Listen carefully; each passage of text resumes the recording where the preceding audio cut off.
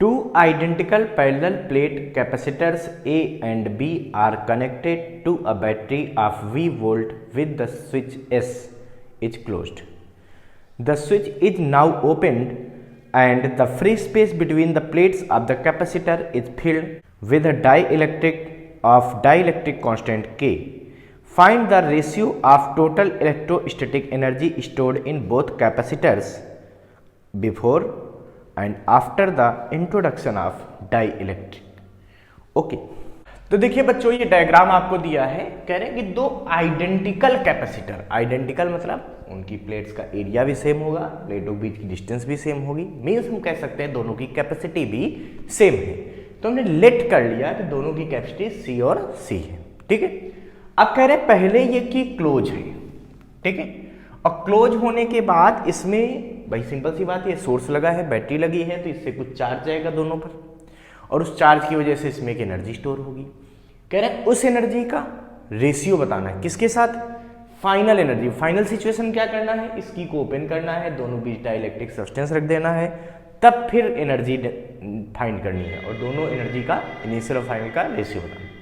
तो बच्चों इस कड़ी में हम लोग सबसे पहले क्या करेंगे, हम ये सोचेंगे कि अगर इस बैटरी से हमने इन कैपेसिटर्स को जोड़ दिया तो इनमें कितना वोल्टेज आएगा, कितना चार्ज स्टोर होगा और कितनी एनर्जी होगी। पहले ये तीन चीजें आप फाइंड कर लीजिए तो क्वेश्चन आसानी से लग जाएगा, ठीक है। अब आपको पता है अगर आपने V वोल्ट से जोड़ा तो वही V वोल्ट इस पे पहुंच जाएगा इनिशियल कंडीशन में और वही V वोल्ट इस पे पहुंच जाएगा।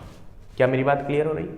अच्छा, इसका मतलब पोटेंशियल डिफरेंस तो दोनों पर कितना पहुंच गया, V पहुंच गया। अच्छा, तो इस पे चार्ज कितना पहुंचेगा, इस पे पहुंचेगा CV। इस पे चार्ज कितना पहुंचेगा, तो चार्ज इक्वल टू क्या होता है, कैपेसिटी इनटू वोल्टेज, तो इस पे भी चार्ज पहुंचेगा CV। क्यों, क्योंकि ये बैटरी के साथ पैरेलल थे ना, इसलिए V वोल्ट यहां पहुंचा, V वोल्ट यहां पहुंचा, दोनों पर चार्ज CV आएगा। अच्छा, तो इनिशियल कंडीशन पे दोनों में स्टोर्ड एनर्जी कितनी होगी सोच लेते हैं। तो भाई लिखेंगे stored energy in capacitors initially.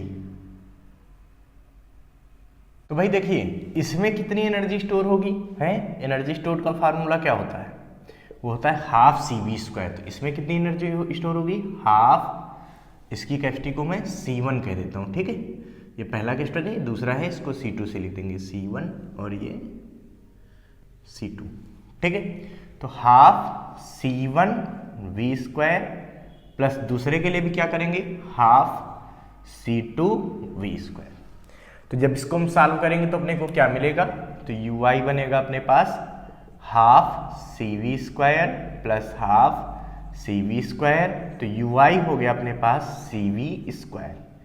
ये इनिशियल एनर्जी आ गई, ये बच्चों क्या आ गई, इनिशियल एनर्जी आ गई है। अच्छा, अब फाइनल सिचुएशन में कह क्या रहे, कह रहे इस की को ओपन कर देना। बच्चों जब हम इस की को ओपन करेंगे तो यही डायग्राम कुछ इस तरह से बनेगा, मैं फिर से बना देता हूं डायग्राम को, ठीक है। अब यही डायग्राम कुछ अपना ऐसा बनेगा, देखो ध्यान से,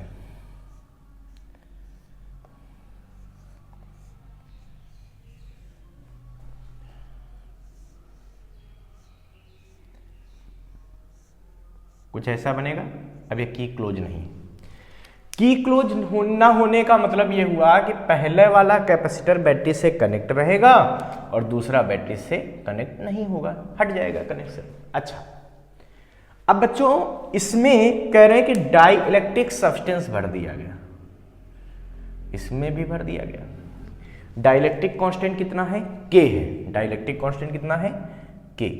तो जब K सब्सटेंस इसमें भर दिया गया, इसमें भी K वाला सब्सटेंस भर दिया गया, तो इनकी कैपेसिटी कितनी हो जाएगी सोचो। तो भाई अगर प्लेटों का एरिया A था और उनके बीच की डिस्टेंस D थी, तो जो इनिशियल कैपेसिटी थी वो कितनी थी, वो थी C बराबर ε0 A/D।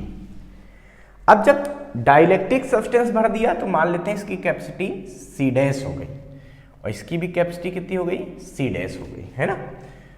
अच्छा, तो C' की वैल्यू कितनी आएगी सोचो, तो C' कितना आएगा, डाइलेक्ट्रिक भरने के बाद, तो ये कैपेसिटी हो जाएगी के एप्सिलॉन 0 ए अपान डी।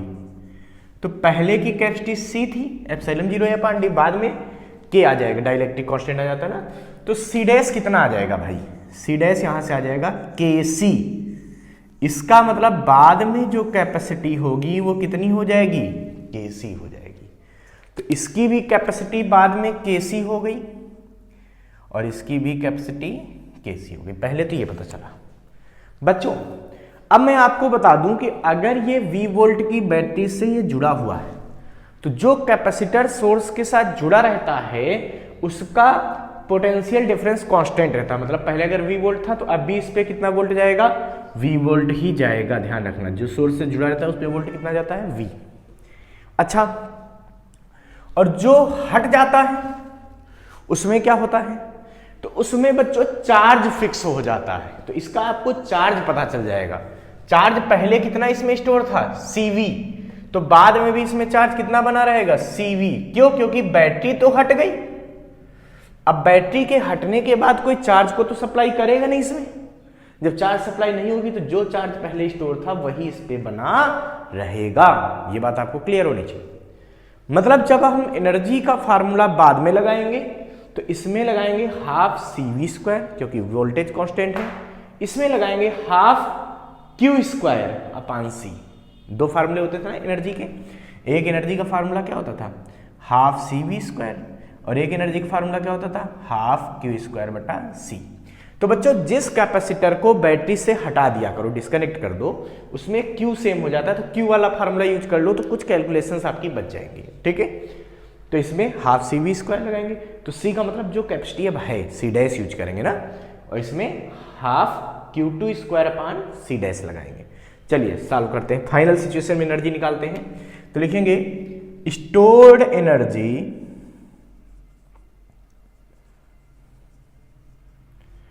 इन कैपेसिटर्स फाइनली,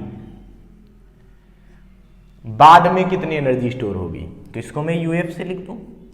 तो पहले वाले के लिए मैंने क्या बताया, क्या आप निकालोगे, हाफ C डैश जो भी उसकी कैपेसिटी है और इनटू वोल्टेज का स्क्वायर, और दूसरे में मैंने क्या बताया, अब क्या करोगे, हाफ चार्ज का स्क्वायर अपान कैपेसिटी।